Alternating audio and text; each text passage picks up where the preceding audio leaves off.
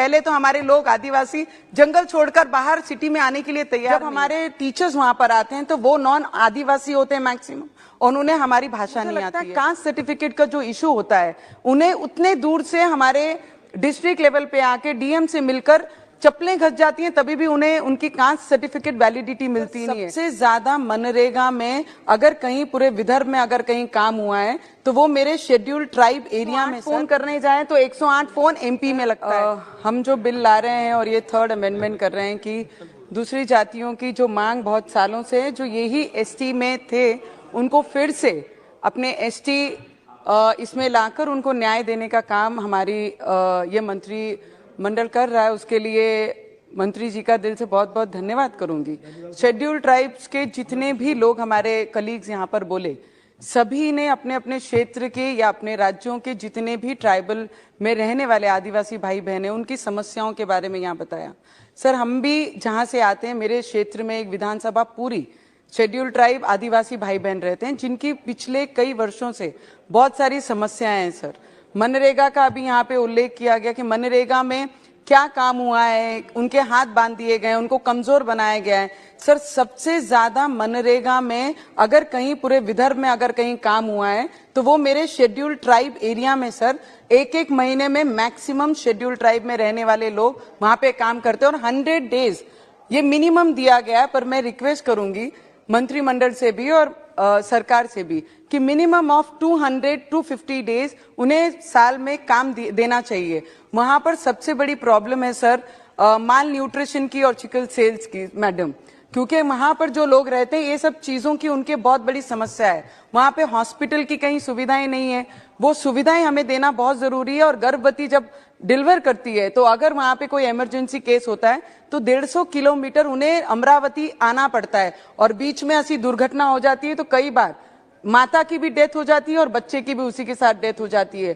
तो ऐसी जगहों पे उन्हें हॉस्पिटल की फैसिलिटी देना बहुत जरूरी है।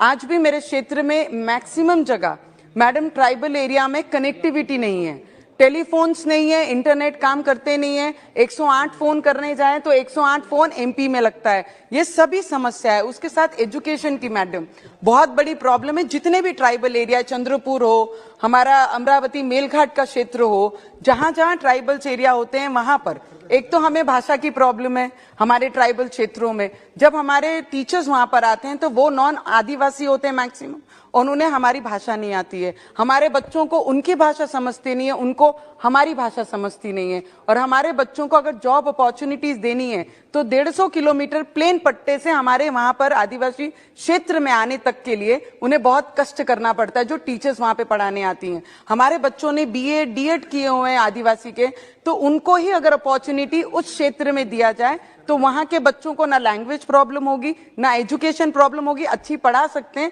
और उन्हें जो राइट देने का काम हमारे पंतप्रधान प्राइम मिनिस्टर जी कर रहे हैं, वो राइट्स देने का काम हम लोग कर सकते हैं। छोटे छोटे इशू हैं।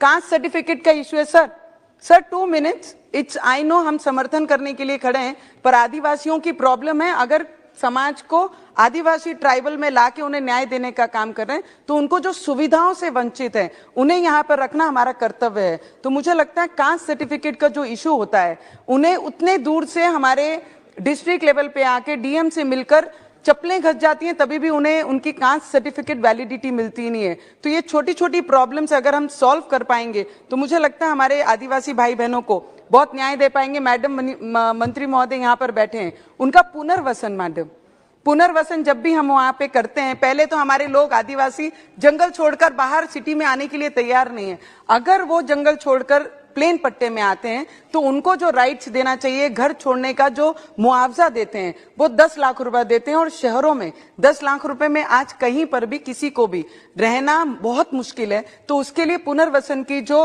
राशि रहती है उसे डबल ट्रिपल करके उन्हें सुविधा उस चीज की भी देनी चाहिए, तब जाके वो अपने घर, अपना जंगल, अपना प्यार छोड़कर वो शहरों में आएंगे। तो उसके लिए भी हम लोगों ने सोचना चाहिए मैडम। और मेडिकल इश्यूज बहुत ज्यादा हैं जो मैंने बताए हैं, और फार्मर्स के issue, last 1 minute sir, just 1 minute. किसानों के मुद्दे हैं मैडम। जब ट्राइबल क्षेत्र में हम जब रहते हैं तो वहां पर जितनी भी जगहें हैं वो फॉरेस्ट में आती हैं। फॉरेस्ट से हमको वो दी गई हुई जगह है कि यहाँ पे रहना बसरा करने के लिए आपको इतनी जगह हम देते हैं और उसमें आप खेती कर सकते हैं।